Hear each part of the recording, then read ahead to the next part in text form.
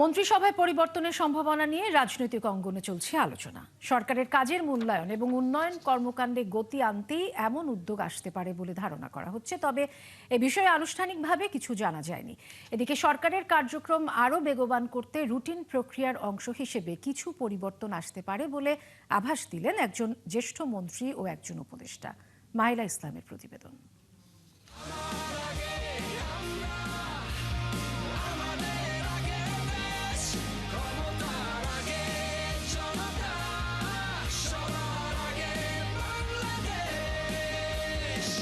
প্রশাসনিক কার্যক্রমকে আরও গতিশীল করতে ধারাবাহিকভাবে বিভিন্ন উদ্যোগ নিচ্ছে সরকার। এরই অংশ হিসেবে মন্ত্রিসভা পুনর্গঠনের আলোচনা এখন রাজনৈতিক অঙ্গনে বেশ গুরুত্ব পাচ্ছে। 180 ডেজের একটা প্রায়োরিটি নির্ধারণ করেছি, সেটা পরে আপনারা জানতে পারবেন। বিশেষ করে সরকার গঠনের সময় প্রধানমন্ত্রীর একটি মন্তব্য এই আলোচনাকে উস্কে দিয়েছে। গত ফেব্রুয়ারিতে মন্ত্রিসভার প্রথম বৈঠকেই তার সহকর্মীদের কাজের মূল্যায়ন করার বিষয়ে ঘোষণা দেন তারেক রহমান। এ নিয়ে সরকারে যারা কাজ করছেন তাদের একজনের সাথে কথা হয়। প্রধানমন্ত্রীর এই উপদেষ্টা জানান ঠিক কি বলেছিলেন প্রধানমন্ত্রী। প্রথম দিনই সকল মন্ত্রিসভার সদস্যদের যে আপনি বলেন, উপদেষ্টা বলেন, সবাইকে সাথে ডেকে বলে দিয়েছে যে যদি কেউ আনইনটেনশনালি কোনো কিছুতে dwelling that is not quite right or you're failing to manage the business, I expect you to come with a resignation letter to me. এই 6 মাসে মন্ত্রিসভা ও উপদেষ্টার কাজের মূল্যায়ন করতে বললে তিনি জানান সবাই আন্তরিকতার সাথে কাজ করেছে, তবে যে কোনো পরিবর্তনকে ইতিবাচকভাবেই দেখবেন তিনি। Ministries that most of the government functions are doing well, যেখানে হবে না এখানে রিভিউ হবে, so খুবই গুরুত্বপূর্ণ ও সহজেই সমালোচিত হওয়া যায় এমন মন্ত্রণালয় বিদ্যুৎ ও জ্বালানিতে পূর্ণ মন্ত্রীর দায়িত্ব পালন করছেন ইকবাল হাসান মাহমুদ টুকু। তিনি জানান আন্তরিকভাবেই সবাই পরিশ্রম করছে, তবে যে কোনো পরিবর্তন প্রধানমন্ত্রীর এখতিয়ার। মাননীয় প্রধানমন্ত্রী তারেক রহমানের নেতৃত্বে আমরা কাজ করে যাচ্ছি এবং এখন পর্যন্ত আমরা যেসব কাজ করেছি জনমুখী কাজকর্ম করেছি, আমরা ভবিষ্যতে আরও জনমুখী আমরা কাজ করব। বিশ্লেষকেরও মন্ত্রীদের কাজের মূল্যায়ন নিয়ে দিলেন মিশ্র প্রতিক্রিয়া। তাই মনে করছি যে বিরোধী দলের সদস্যরাও সহযোগিতা করছেন, সরকারও যথেষ্ট আন্তরিক এবং 4 মাসের যে কর্মকাণ্ড এগুলোকে মূল্যায়ন করলে একটি পজিটিভ দিকে এগুচ্ছে বলে আমার মনে হয়। দুটো জায়গায় দেশের অবস্থা খুবই খারাপ, একটা হলো অর্থনৈতিক অবস্থা, আরেকটা হলো আইন শৃঙ্খলা পরিস্থিতি। আর মানে এই দুটো পরিস্থিতির উন্নতি না হলে আসলে লাভ নেই। সাধারণত বাংলাদেশে কম সময়ের ব্যবধানে মন্ত্রিসভার পরিবর্তনের তেমন একটা নজির নেই।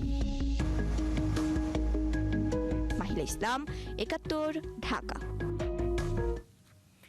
মন্ত্রিসভার কেউ ঠিকভাবে দায়িত্ব পালন করতে না পারলে প্রধানমন্ত্রী দফতর বন্টন করতে পারেন, তবে সরকারের 180 দিনের দায়িত্বের সাথে মন্ত্রিসভার কলেবর পরিবর্তনের কোনো সম্পর্ক নেই বলেও জানিয়েছেন প্রধানমন্ত্রী তথ্য ও সম্প্রচার উপদেষ্টা ডাক্তার জাহিদুর রহমান। আজ সচিবালয়ে সংবাদ সম্মেলনে তিনি আরও জানান সাইবার বুলিং ঠেকাতে আইনজীবী প্যানেল হচ্ছে, চলতি সপ্তাহেই হবে প্রজ্ঞাপন। শারমিনীরা রিপোর্ট। সামাজিক যোগাযোগ মাধ্যমে প্রতিনিয়ত হাজার খবরের ভিড়ে ভুল, মিথ্যা, ভিত্তিহীন, অসত্য খবরের ছড়াছড়ি। শুধু কি তাই, নারীকে হেনস্থা করার মতো ঘটনাও ঘটছে প্রতিনিয়ত।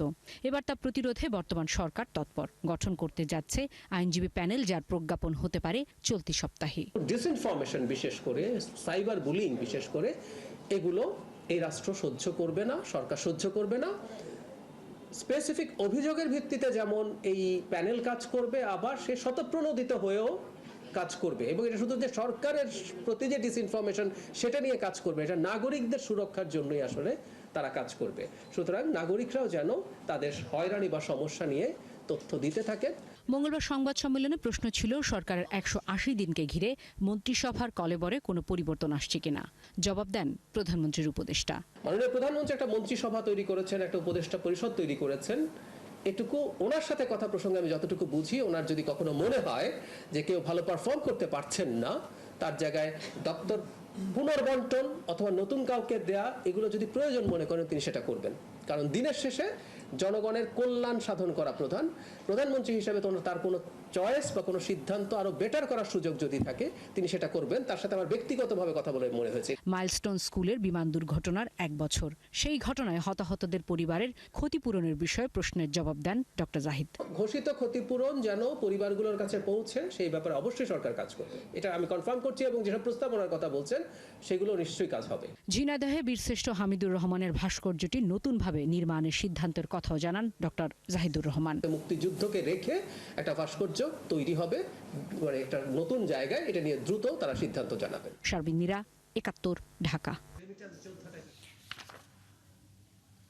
স্থানীয় সরকার আইন 2009-এর বিভিন্ন বিষয়ে পরিবর্তন আনতে নীতিগত সিদ্ধান্ত নিয়েছে নির্বাচন কমিশন। মঙ্গলবার 12তম নির্বাচন কমিশন সভায় নির্বাচন কমিশনার, ইসি সিনিয়র সচিব সহ ঊর্ধ্বতন কর্মকর্তাদের নিয়ে বৈঠকে বসেন প্রধান নির্বাচন কমিশনার। এ সময় স্থানীয় নির্বাচনে সেনাবাহিনী রাখা এমপিওভুক্ত শিক্ষকদের নির্বাচনের প্রার্থী হতে অযোগ্য বলে ঘোষণা করা, ঋণ খেলাপি হিসেবে গ্যারান্টারদের অযোগ্য করা, বিল খেলাপি ও লাভজনক পদে থেকে নির্বাচনে অযোগ্য ঘোষণা করার নীতিগত সিদ্ধান্ত হয়েছে। এছাড়া দ্বৈত নাগরিকত্ব থাকা ব্যক্তিকেও নির্বাচনে অযোগ্য ঘোষণা করতে চায় কমিশন। এসব সুপারিশ স্থানীয় সরকার বিভাগকে পাঠানো হবে। এছাড়া জাতীয় পরিচয়পত্র সংশোধন আইনেও পরিবর্তন এনেছে ইসি।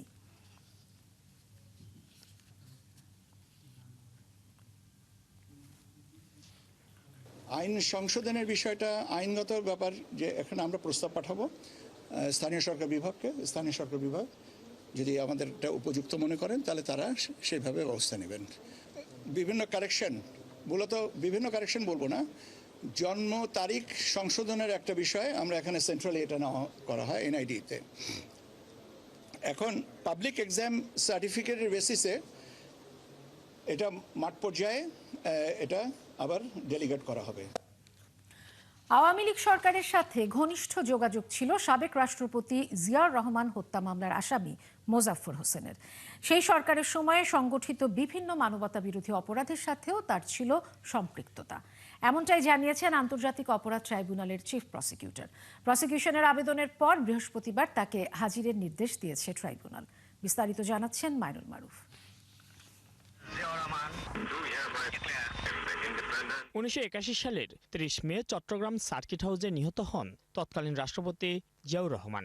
সেই হত্যা মামলার অন্যতম আসামি সাবেক সেনা কর্মকর্তা মোজাফফর হোসেন দীর্ঘ 45 বছর ধরে ছিলেন পলাতক। গত বৃহস্পতিবার তাকে গ্রেপ্তার করে আইনশৃঙ্খলা বাহিনী। এই জন্ড আর কেউ নন, তিনি হচ্ছে মেজর অবসরপ্রাপ্ত মোজাফফর হোসেন, যিনি আমাদের প্রয়াত রাষ্ট্রপতি শহীদ রাষ্ট্রপতি জিয়াউর রহমানের অন্যতম হত্যাকারী। তবে জিয়া হত্যা মামলার আসামি হিসেবেই নয়, এবার মানবতাবিরোধী অপরাধের মামলাতেও বিচারের মুখোমুখি হচ্ছেন মোজাফফর হোসেন। আন্তর্জাতিক অপরাধ ট্রাইব্যুনালে তাকে গ্রেপ্তার দেখানোর আবেদন করে প্রসিকিউশন। পরে আদালত তাকে 23 জুলাই হাজিরের নির্দেশ দেন। আর্মির তত্ত্বাবধান থেকে প্রোটেকশন ওয়ারেন্টে আমাদের ট্রাইব্যুনালে হাজির করার জন্য আগামী 23 তারিখে 10টার মধ্যে তাকে হাজির করার জন্যে আর্মির অ্যাডজুটেন্ট জেনারেল বরাবরে একটি প্রোটেকশন ওয়ারেন্ট ইস্যু হয়েছে। তাকে আগামী তারিখে যদি আনা হয় আমাদের ট্রাইব্যুনালে, দেন আমরা তাকে শোন অ্যারেস্টের আবেদন করব এবং পরবর্তীতে অন্যান্য আইনগত যেসব কার্যক্রম আছে সেগুলি করা হবে। আপনাদেরকে এইটুকুন বলি, তাকে জিজ্ঞাসাবাদের প্রয়োজন হবে। মাসুদ উদ্দিন চৌধুরীকে আবারও জিজ্ঞাসাবাদের প্রয়োজন হতে পারে। এমনও হতে পারে যে এই দুইজনকে একত্রে মুখোমুখি জিজ্ঞাসাবাদেরও প্রয়োজন। এ সময় চিফ প্রসিকিউটর জানান, আওয়ামী লীগ সরকারের সাথে ঘনিষ্ঠ যোগাযোগ ছিল সাবেক রাষ্ট্রপতি জিয়াউর রহমান হত্যা মামলার আসামি মোজাফফর হোসেনের।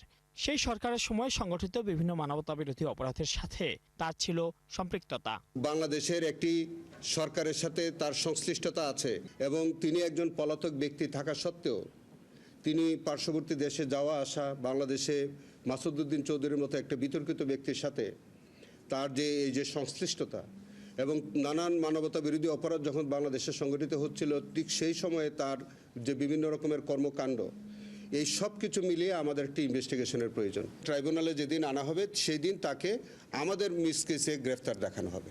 এদিকে গুমের অভিযোগে চলমান মামলায় চিফ প্রসিকিউটরের আবেদনের প্রেক্ষিতে ডিজিএফআই, র্যাব ও ডিবির গোপন বন্দিশালা পরিদর্শনে যাবেন বলে জানান ট্রাইব্যুনালের 3 বিচারক। ট্রাইব্যুনালের 3 জন বিচারক তারা যে কোনো সময় আমাদেরকে দিন তারিখ দেবেন। এই যে আয়নাগর নামীয় যে ক্রাইম সিন যেগুলো আছে সেগুলো তারা সরজমিনে পরিদর্শন করবেন। এছাড়া জুলাই আন্দোলনে উত্তরায় মীর মুগ্ধ সহ 11 হত্যা মামলার অভিযোগ গঠনে প্রসিকিউশনের শুনানি শেষ হয়েছে। আসামিপক্ষের শুনানি বৃহস্পতিবার। মাইনুল মারুফ, ৭১, ঢাকা।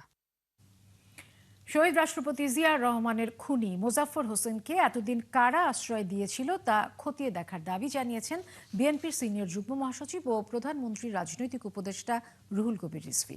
রাজধানী নয়াপল্টনে আনন্দ কমিউনিটি ভবনে সাবেক যুবদল নেতা জাকির হোসেন নান্নুর রুহের মাগফিরাত কামনায় দোয়া মাহফিলে তিনি এসব কথা বলেন। রিজভী আরও বলেন, চারদিক থেকে এখনও নানা চক্রান্ত ষড়যন্ত্র চলছে। বঞ্চিত নেতাকর্মীদের হতাশ না হয়ে ঐক্যবদ্ধ থাকার আহ্বান জানান তিনি।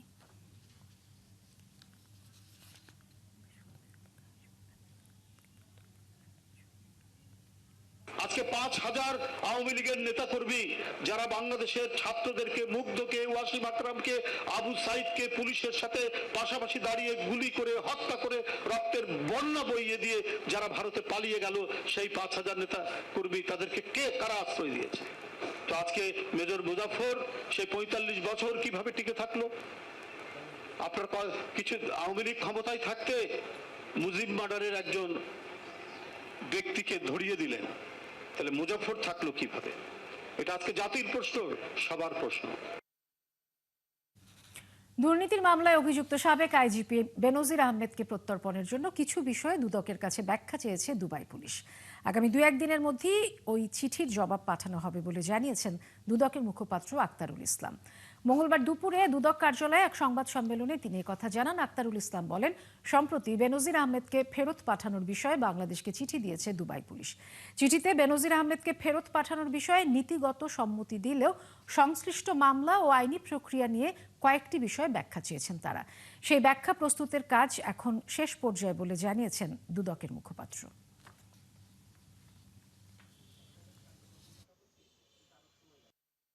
দুদকের মামলা সংক্রান্ত যে বিষয়গুলো ক্লিয়ারেন্সের জন্য দুর্নীতি দমন কমিশনের পত্র এসেছে দুবাই পুলিশের পক্ষ থেকে, দুদকের তদন্ত কর্মকর্তা সেই বিষয়গুলোর ২-১টা বিষয় ক্লিয়ারেন্সের প্রয়োজন। ওনারা যেভাবে চেয়েছেন সেইভাবেই তদন্ত কর্মকর্তা সেটা পরিষ্কার করে কাগজপত্র ডকুমেন্টস সহ সেই অনুযায়ী ক্লিয়ার করেই পত্র প্রস্তুত করছেন। খুব শীঘ্রই স্বরাষ্ট্র মন্ত্রণালয়ের মাধ্যমে উনি প্রেরণ করবেন। এবার ইউরোপীয় সংস্থা এয়ারবাস থেকে 10টি উড়োজাহাজ কিনছে বিমান বাংলাদেশ এয়ারলাইন্স। বেসামরিক বিমান ও পর্যটন প্রতিমন্ত্রী রশিদুজ্জামান মিল্লাত জানান, এজন্য 31শে অগস্টের মধ্যে এয়ারবাসের সাথে চুক্তি করবে সরকার। দাম সহ বিস্তারিত চুক্তির পরে জানানো হবে বলে জানান তিনি। মোহন ইসলামের প্রতিবেদন। যুক্তরাষ্ট্রের সঙ্গে অন্তর্বর্তীকালীন সরকারের করা চুক্তির অংশ হিসেবে বোয়িং থেকে 14টি উড়োজাহাজ কেনে বিএনপি সরকার। এরপর থেকেই বাংলাদেশের কাছে বিমান বিক্রি করতে যোগাযোগ বাড়ায় ইউরোপীয় সংস্থা এয়ারবাস। কয়েক দফা বৈঠক করেছেন ইউরোপীয় ইউনিয়নের প্রতিনিধিরা। অবশেষে আলোচনার পর দুই পক্ষই একমত হয়েছে 10টি উড়োজাহাজ কিনতে চুক্তি হতে পারে 31শে অগস্টের মধ্যে। আমরা আশা করি 31শে অগস্টের মধ্যে আমরা কন্ট্রাক্ট সাইন করব। ইন বিটুইন পিরিয়ডে আমরা ওই ধরনের এয়ারক্রাফটগুলি আমরা লিজ নিয়ে আমরা চালাবো।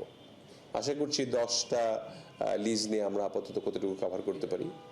ঠিক কি কারণে এবার এয়ারবাস থেকে বিমান কিনতে হচ্ছে তার একটা ব্যাখ্যাও দিলেন তিনি। ইউ আমাদের কাছে তো প্রচুর গার্মেন্টসের জিনিসপত্র কিনে, তাদের এক্সপোর্ট অনেক আমাদের আছে, সেই হিসাবে ইম্পোর্ট ওইভাবে সমতা নাই। আমেরিকার সঙ্গে ওইরকম আমাদের ট্রেড ব্যালেন্স করার জন্য তো কিছু বিষয় থাকেই আর কি। তো সেগুলি যদি চিন্তা আনেন সেটাও একটা ব্যাপার, আর এটা চিন্তা না আনলেও আমরা মিক্স ফ্লিট করাটা ভালো আর কি। স্বৈরাচারী আওয়ামী লীগ সরকারের সময় এ নিয়ে আলোচনা হলেও এবার নতুনভাবে দর কষাকষি করছে সরকার। আমাদের এখন 17টি বিমান সচল আছে, তার মধ্যে 2-3 বছরের মধ্যে কিছু গ্রাউন্ডেড হয়ে যাবে। আমাদের বিমান এমনিই কিনতে হবে। তো এটা আমার মনে হয় না অসম কোনো কিছু হচ্ছে। 2031 সালের মধ্যে এসব উড়োজাহাজ যুক্ত হবে বিমানের বহরে। এগুলি সবগুলি পাবো আমরা 31 থেকে 35-এর মধ্যে।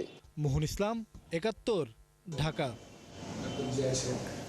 আগামী বছরের জন্য পবিত্র হজ প্যাকেজ ঘোষণা করেছে সরকার। এবার সরকারি ব্যবস্থাপনায় 2টি ও বেসরকারি মাধ্যমে 1টি প্যাকেজ নির্ধারণ করা হয়েছে। মঙ্গলবার সচিবালয়ে হজ প্যাকেজ ঘোষণা করে ধর্মমন্ত্রী কাজী শাহ মোফাজ্জল হোসেন কায়কুবাদ জানান, সরকারি ব্যবস্থাপনায় হজ পালনে খরচ হবে ন্যূনতম 5,05,648 টাকা আর বেসরকারিভাবে 5,13,648 টাকা। গেলবারের চেয়ে কমানো হয়েছে বিমান ভাড়া। শারমিনীরা রিপোর্ট। চাঁদ দেখা সাপেক্ষে আগামী বছরের 15ই মে পবিত্র হজ হতে পারে। মঙ্গলবার সেই হজ প্যাকেজ ঘোষণা করলেন ধর্মমন্ত্রী। ধর্মমন্ত্রী জানান, এবার সরকারি মাধ্যমে 2টি ও বেসরকারি মাধ্যমে 1টি সহ মোট 3টে ক্যাটাগরিতে প্যাকেজ নির্ধারণ করা হয়েছে। এর মধ্যে হজ প্যাকেজ 1-এর খরচ ধরা হয়েছে 6,15,263 টাকা এবং হজ প্যাকেজ 2-এর জন্য খরচ ধরা হয়েছে 5,05,648 টাকা। বেসরকারিভাবে প্যাকেজের খরচ নির্ধারণ করা হয়েছে 5,15,000 টাকা। এই বছর মাননীয় প্রধানমন্ত্রী প্রচেষ্টা বিমান ভাড়া গত বছরের চেয়ে 24,830 টাকা কমানো হয়েছে, মানে এখন ভাড়া নির্ধারিত হয়েছে 1,30,000 টাকা। সরকারি মাধ্যমে আমরা 2টি হজ প্যাকেজ নির্ধারণ করেছি, যথা হজ প্যাকেজ 1 ও হজ প্যাকেজ 2 সাশ্রয়ী। বেসরকারি মাধ্যমে সাধারণ হজ প্যাকেজ নামে একটি প্যাকেজ নির্ধারণ করা হয়েছে। এই প্যাকেজে হজযাত্রীদের মক্কায় হারাম শরীফের বহির্চত্বর হতে সর্বোচ্চ 3 কিলোমিটারের মধ্যে, মদিনা মসজিদে নববী থেকে 1 কিলোমিটারের মধ্যে আবাসন সুবিধা দেওয়ার কথা বলা হয়েছে। এ সময় বিগত সরকারের আমলের চেয়ে বিমান ভাড়া কমেছে বলে দাবি করেন মন্ত্রী। তবে সৌদি মুদ্রার দাম বৃদ্ধি এবং খাবারের দায়িত্ব দেশটির সরকারের কাঁধে নেওয়ায় মূল প্যাকেজের দাম বেড়েছে বলে জানায় মন্ত্রণালয়। আর প্রতিটা খরচ কিন্তু বেড়ে যাচ্ছে সৌদি পর্যায়ে।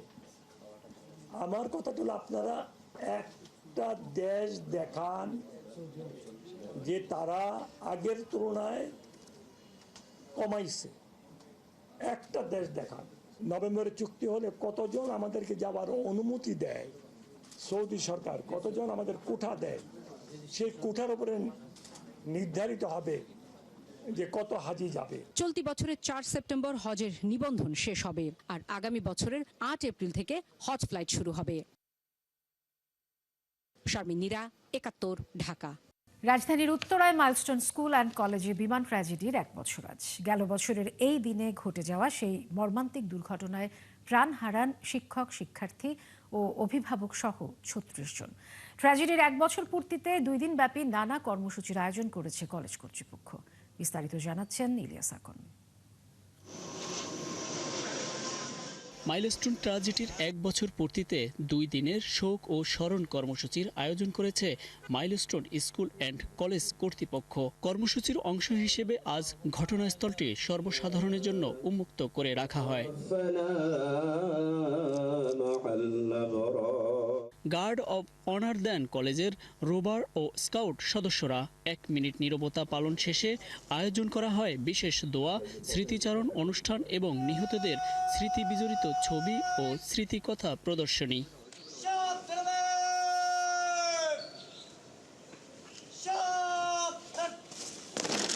2025 সালের 21 জুলাই উত্তরার এই স্কুল ভবনে আকস্মিক বিমান বিধ্বস্তের মুহূর্তের মধ্যে থমকে যায় 36টি তাজা প্রাণ, যার মধ্যে 28 জনই ছিল কোমলমতি শিক্ষার্থী। আহত হন আরও অন্তত 165 জন। দেখতে দেখতে বছর পেরিয়ে গেলেও আজও আকাশে বিমানের বিকট শব্দ শুনলে আতঙ্কে শিউরে ওঠেন শিক্ষক ও শিক্ষার্থীরা। যে দুর্ঘটনা হয়েছে এই সময় বিমানটা আসার পরে একটা ছেলের কান থেকে রক্ত বেরিয়ে পড়ে, যে শব্দটা হয়েছে এই শব্দে কানটা রক্ত বেরিয়ে পড়ছে। আঘাত পাওয়ার পরে মাথার ভিতরে যে খুলি থাকে এই খুলিটা পড়তেছিল। আমি যখন 1 নম্বর ভবন থেকে আসলাম তখনই আমার সামনে এসে পাইলট পড়লো উপর থেকে। পাইলট পড়ার পরেই দেখলাম এদিকে এই ভবনটা একের পর এক বিস্ফোরণ ঘটে যাচ্ছে। বাচ্চাদের গগন বিদারী একটা চিৎকার আমি দেখতে পেলাম। আমি দৌড়ে চলে আসলাম ওদেরকে বাঁচানোর জন্য। শারীরিক ক্ষত হয়তো অনেকের কিছুটা সেরেছে, কিন্তু সহপাঠী ও সহকর্মীদের হারানো হৃদয়ের ক্ষত আজও শুকায়নি। দিন শেষে ক্লাসে ফিরলেও সহপাঠীদের সেই খালি জায়গাগুলো মনে করিয়ে দেয় গত বছরের সেই বিভীষিকাময় দিনের কথা। 6টা স্টুডেন্টকে আমি নিয়ে গেছি। 6টা স্টুডেন্টের মধ্যে যে আমি কখনো চিন্তা করি নাই যে একটা স্টুডেন্টদের লাস্ট কথা সেটা আমি শুনবো, একটা মানুষের লাস্ট কথা সেটা শোনার জন্য আমি কখনোই ওরকমভাবে প্রস্তুত ছিলাম না। যখন সে আমার সাথে কথা বলছে, গাড়িতে যাচ্ছিল, তার নিঃশ্বাস নিতে পারতেছিল না, তার নাক মুখ সব বন্ধ হয়ে গেছে, বাট মুখটা একটু খোলা ছিল। বলতেছিল, ভাইয়া আমি কি আমার আম্মুর সাথে আর কথা বলতে পারবো না, আমার আম্মুকে আর আমাকে দেখবে না, আমার আম্মুকে আমার সাথে আর কথা বলতে পারবে না, জাস্ট এতটুকুই আমার সাথে কথা বলছিল। অনেকেই এখনো অসুস্থ আছে, স্বাভাবিক জীবনে ফেরার চেষ্টা করতেছে, আর যারা সেদিন দেখেছে তারা তো এখনো ট্রমার মধ্যেই আছে। সময় গড়াচ্ছে, স্বাভাবিক হচ্ছে ক্যাম্পাসের চেনা ব্যস্ততা, তবে স্মৃতির পাতায় জমা হওয়া সেই স্মৃতি আর স্বজন হারানো দীর্ঘশ্বাস আজও তাড়া করে ফিরছে বেঁচে থাকা শিক্ষার্থী ও পরিবারগুলোকে। ইলিয়াস আকন, ৭১, ঢাকা। মাইলস্টোন ট্র্যাজেডিতে ক্ষতিগ্রস্তদের দীর্ঘমেয়াদী পুনর্বাসনে পাশে থাকবে সরকার। এই ঘটনায় আহত শিক্ষার্থীদের উন্নত চিকিৎসায় সব ধরনের সহযোগিতা করা হবে বলে জানান স্বাস্থ্যমন্ত্রী সর্দার সাখাওয়াত হোসেন। আর মাইলস্টোন ট্র্যাজেডির শোককে শক্তিতে পরিণত করার আহ্বান জানান জিয়াউর রহমান ফাউন্ডেশনের চেয়ারম্যান ডাক্তার জুবাইদা রহমান। সকালে মাইলস্টোন ট্র্যাজেডিতে নিহত শিক্ষার্থী ও শিক্ষকদের স্মরণে আয়োজিত অনুষ্ঠানে যোগ দিয়ে এসব কথা বলেন তারা। মামুন হোসেনের রিপোর্ট। সেদিন হতে কেন মা আর দিদিরে না? স্কুলের ঘন্টা বাজে আগের মতোই, খেলাধুলা করে, ক্লাস শেষে স্বাভাবিক নিয়মে বাড়ি ফেরে শিক্ষার্থীরা। শুধু ফেরে না বাপ্পি, নাজিয়া, নাফির মতো ঝরে যাওয়া ফুলগুলো। মা আর দিদি আসে না কো, আমি নাকি? গেল বছর এই দিনে উত্তরা দিয়াবাড়িতে মাইলস্টোন স্কুল অ্যান্ড কলেজে বিমান বিধ্বস্ত হয়ে ২৮ শিক্ষার্থী ও ৩ শিক্ষক সহ ৩৫ জন নিহত হন। এই ট্র্যাজেডির ১ বছর পেরিয়ে গেলেও হারানো সন্তানের স্মৃতি, সেই ভয়াবহ দুপুরের আর্তনাদ এখনো তাড়া করে ফেরে অভিভাবকদের। আমি এমন একটা সন্তান হারিয়েছি যে এই কষ্টের মাঝে শুয়ে শুয়ে আমার কথা চিন্তা করে। একটি সন্তান আহত হলে শুধু একজন শিক্ষার্থী আহত হয় না, তার সঙ্গে একটি পরিবার আহত হয়। সেদিন সন্তানের মতো শিক্ষার্থীদের আগলে রেখেছিলেন শিক্ষকরা। শেষ মুহূর্ত পর্যন্ত দাঁড়িয়েছিলেন রক্ষা কবচ হয়ে। তাদের কেউ কেউ পাড়ি জমিয়েছেন পরপারে। অনেকে বেঁচে ফিরলেও এখনো ফিরতে পারেননি স্বাভাবিক জীবনে। আমি আহত ছিলাম, অনেকটাই সুস্থ, কিন্তু মানসিকভাবে আমি এখনো ট্রমাটাইজড। ভবিষ্যতে যে এই স্কুলের উপর আরেকটা বড় বিমান পড়বে না, এর নিশ্চয়তা কেউ দিতে পারে না। মাইলস্টোন ট্র্যাজেডিতে নিহত শিক্ষার্থী ও শিক্ষকদের স্মরণে এই সভা আয়োজন করে জাতীয় বার্ন ও প্লাস্টিক সার্জারি ইনস্টিটিউট। অনুষ্ঠানে উপস্থিত ছিলেন বিভিন্ন দেশের হাই কমিশনাররা। এই দুর্ঘটনায় আহত ও ক্ষতিগ্রস্ত পরিবারগুলোর পাশে থাকার প্রতিশ্রুতি দেন তারা। The friendship between China and Bangladesh is firmly rooted in our peoples and continue to serve.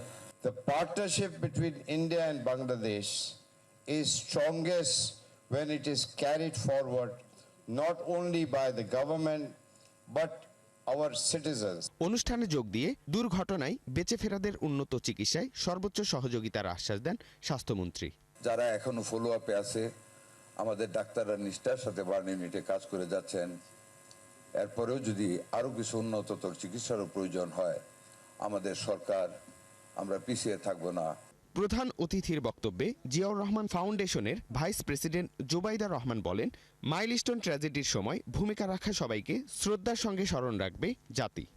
Milestone ট্র্যাজেডিতে আহত শিক্ষক, শিক্ষিকা, শিক্ষার্থীবৃন্দের মনোবল সকলের প্রেরণার উৎস।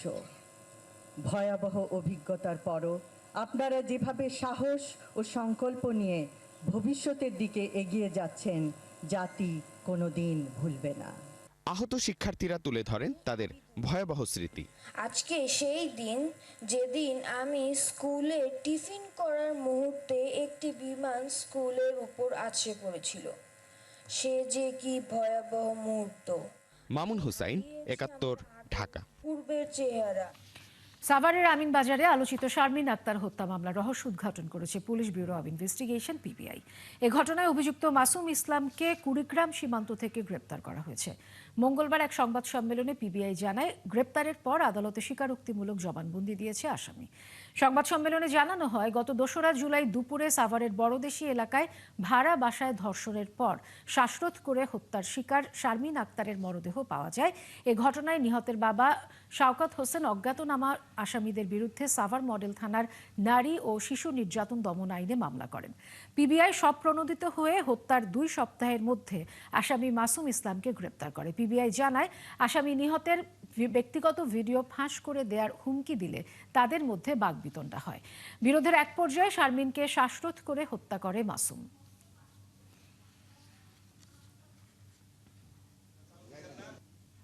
মাসুম বলছে যে তার একটা ভিডিও সে ভাইরাল করে দেবে।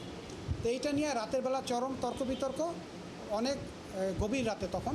এবং পরের দিন যখন তার মেয়ে দুপুরের দিকে তার বান্ধবীর বাসায় বেড়াতে চলে যায়, তার পরবর্তীতে এই আসামি মোহাম্মদ মাসুল ইসলাম তার ঘরে আসে। এই বিভিন্ন বিষয় নিয়ে তার সাথে তর্ক বিতর্ক, চরম তর্ক বিতর্ক হয়।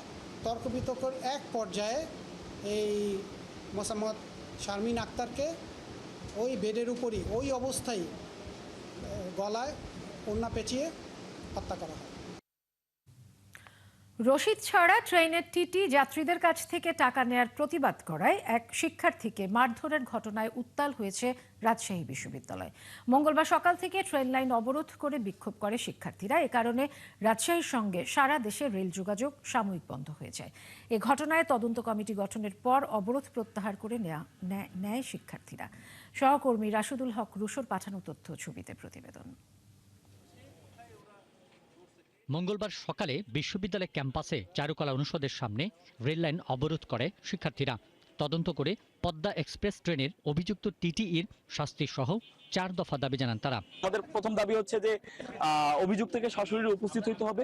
2 নম্বর হচ্ছে সে যেহেতু ঘুষ গ্রহণ করছে তাকে প্রাতিষ্ঠানিকভাবে শাস্তির ব্যবস্থা করতে হবে এবং সে অ্যাটেম্প টু মার্ডারের যে চেষ্টা করছে, মার্ডারের যে অ্যাটেম্পটা নিছে, এটার জন্য তাকে রেল কর্তৃপক্ষ বাদী হয়ে তার বিরুদ্ধে মামলা করবে। 3 নম্বর হচ্ছে আমার ভিকটিমের শারীরিকভাবে মানসিকভাবে হেনস্থা করা হয়েছে, তাকে ক্ষতিপূরণ দিতে হবে। অভিযুক্ত তার বিরুদ্ধে শাস্তিমূলক ব্যবস্থা হিসেবে চাকরি থেকে অব্যাহতি দিয়েছেন সাময়িকভাবে এবং শিক্ষার্থীরা আরো যে দাবিগুলো আছে তার সঙ্গে একমত। সেইগুলো নিয়েই এখন যেটা আমাদের দ্রুত সমাধান হলো না আর কি। আমরা চাচ্ছিলাম যে অন্তত এই ট্রেনটা যদি ছাড়তে পারি।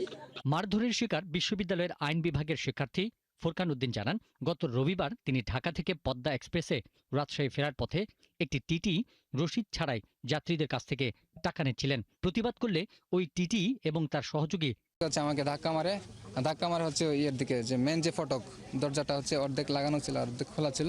তো হচ্ছে আমি কোনো রকম হচ্ছে দরজাটাই ধরি এবং হচ্ছে নিজেকে হচ্ছে ট্রেন থেকে পড়া থেকে প্রতিহত করি। এদিকে সংকট সমাধানে জেলা প্রশাসন, বিশ্ববিদ্যালয় শিক্ষক শিক্ষার্থী, রেল কর্তৃপক্ষ, পুলিশ প্রশাসনের সমন্বয়ে তদন্ত কমিটি গঠনের সিদ্ধান্ত হয়েছে। বিশ্ববিদ্যালয়ের প্রক্টর জানান, তারা রেলওয়ে কর্তৃপক্ষের সাথে এ বিষয়ে কথা বলেছেন। রেলওয়ে কর্তৃপক্ষ যোগাযোগ করেছে 8:30 9টার দিকে প্রথম ফোনটা পাই আমি।